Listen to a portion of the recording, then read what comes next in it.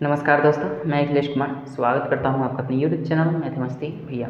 दोस्तों, जैसा कि आप लोग जानते हैं मैं 2 चैनल अपडेट करता हूं। पहला मैथमस्ती, दूसरा मैथमस्ती भैया। मैथमस्ती पर जितना भी आप लोग का डाउट बनता है सबका सोल्यूशन मैं मैथमस्ती भैया पर करता हूं इस चैनल पर। इसी क्रम में एक क्वेश्चन आया हुआ है जो कि 1 महीना पहले का ये क्वेश्चन है। मैं नहीं देख पाया था, इसके लिए माफ़ी चाहूँगा। अभी मैंने कल देखा तो उसको सोचा कि आप लोग के सामने उसको प्रेजेंट कर दिया जाए। उस क्वेश्चन क्या है, एक क्वेश्चन है जिसको मैंने सॉल्व तो किया है बट उनको समझ में नहीं है। किनके द्वारा पूछा गया है आप देख सकते हैं स्क्रीन पर, किनके द्वारा ये क्वेश्चन पूछा गया है। चलिए क्वेश्चन देख लेते हैं। क्वेश्चन यही है कि महेश क्या करता है, 2 साइकिल 2120 रुपये में खरीदता है। ठीक है, महेश जो है 2 साइकिल 2120 रुपये में खरीदता है और प्रत्येक एक को 20% लाभ पर बेचता है और दूसरे को 8% हानि पर बेच देता है। तो ये बता देना है कि प्रत्येक का क्रय मूल्य क्या था। ठीक है, चलिए इसको हम देख लेते हैं। हालांकि वहाँ पे मैंने बताया है, शायद उनको समझ में नहीं आया है उस तरीके से, तो मैं बेसिक से चाहता हूँ कि उनको बेसिक से भी बता दिया जाए ताकि उनको क्लियर हो जाए। चलिए, हो सकता है ये क्वेश्चन आपका भी हो जाए, तो ये मैं बेसिक ही बताऊंगा। ट्रिकली मैंने वहाँ पे जाकर सॉल्व कर दिया है, तो उस चैनल पर जाकर आप देख सकते हैं ट्रिकली वहाँ पे सॉल्व मैंने किया है कैसे करना है। तो यहाँ पे हमें करना क्या है कि 2 साइकिल है। ठीक है, 2 साइकिल में दोनों का दाम इकट्ठे जो है वो 2120 रुपया है। तो सिंपल हम क्या कर देते हैं, मान लेते हैं कि अगर दोनों साइकिल का दाम जो है, दोनों बिल्कुल बेसिक से बता रहा है,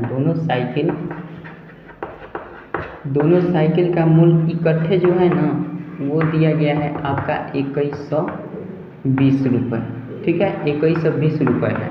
तो हम मान लेते हैं, हम इसमें कह नहीं सकते हैं कि जब दोनों का मूल्य 2120 रुपये है तो दोनों आधे आधे दाम का होगा, ये नहीं कह सकते हैं। तो हम सिंपल क्या मान लेते हैं कि पहले साइकिल का जो दाम था ना, पहले साइकिल का जो दाम था वो आपका कितना था, पहले साइकिल का मूल्य जो होगा वो मान लेते हैं 100 रुपया होगा। ठीक है, पहले साइकिल का मूल्य 100 रुपया है। इस पर 20% का उसने लाभ प्राप्त किया है। लाभ कितना है, 20% का है। और तो हमें ज्ञात कर देना है कि इसका विक्रय मूल्य क्या हो जाएगा। ठीक है, तो विक्रय मूल्य कैसे निकालते हैं, जब भी लाभ की स्थिति होती है तो विक्रय मूल्य हमेशा ऊपर क्रिया करते हैं। तो सबसे पहले क्रय मूल्य लिखते हैं, तो क्रय मूल्य हमने कितना मान लिया, 100 रुपये, गुना कर देते हैं क्रय मूल्य 100 प्लस लाभ कितना दिया है 20% का, तो ऊपर 120% हो जाएगा, बटा में क्या कर देंगे 100 होता है। तो ये फार्मूला से हो गया, हमने इसको छोड़ दिया। ठीक है, एक विक्रय मूल्य ये हो गया।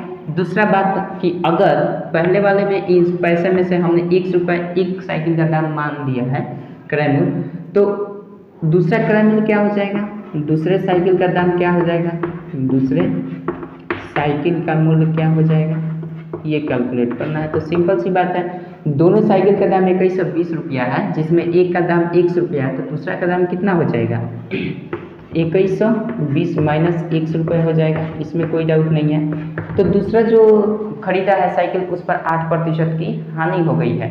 तो दूसरा 8% की अगर हानि की स्थिति आ रही है तो हानि कितना है 8%।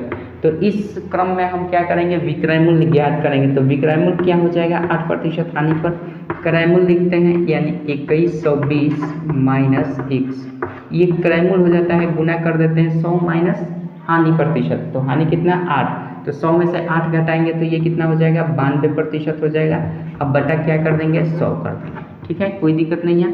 अब कह रहा है कि ये भी विक्रय मूल्य, ये भी विक्रय मूल्य, बोल रहा है कि दोनों को अगर एक को 20% लाभ प्राप्त हुआ है एक साइकिल पर, दूसरे पर 8% की हानि हुई है, और दोनों कह रहा है कि दोनों का जो विक्रय मूल्य है ना वो बराबर है। तो जब भी दोनों का विक्रय मूल्य बराबर है तो हम दोनों विक्रय मूल्य को क्या कर देंगे, इक्वल कर देंगे। यहाँ से x का मान निकल जाएगा, प्रत्येक साइकिल का दाम निकल जाएगा। तो सिंपल हम क्या कर लेते हैं, पहला विक्रय मूल्य दिया गया है x गुना 120, अब बटा कर देंगे 100। ठीक है, ये भी विक्रय मूल्य पहला है। दूसरा विक्रय मूल्य कितना है 2120 रुपये, 2120 रुपये गुना 2120 माइनस 100 यहाँ पे, और उसके बाद 92/100 दिया गया है।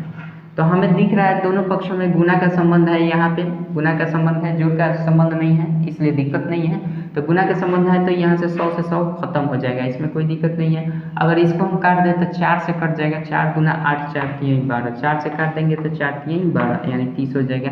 ओवरऑल हमें दिख रहा है 30x बराबर क्या हो जाएगा, अगर इसको हम गुना कर दें इसमें तो ऐसा कर लेते हैं 2120 गुना 23 कर सकते हैं, अब माइनस इसको गुना करेंगे तो 23x हो जाएगा, कोई दिक्कत नहीं है।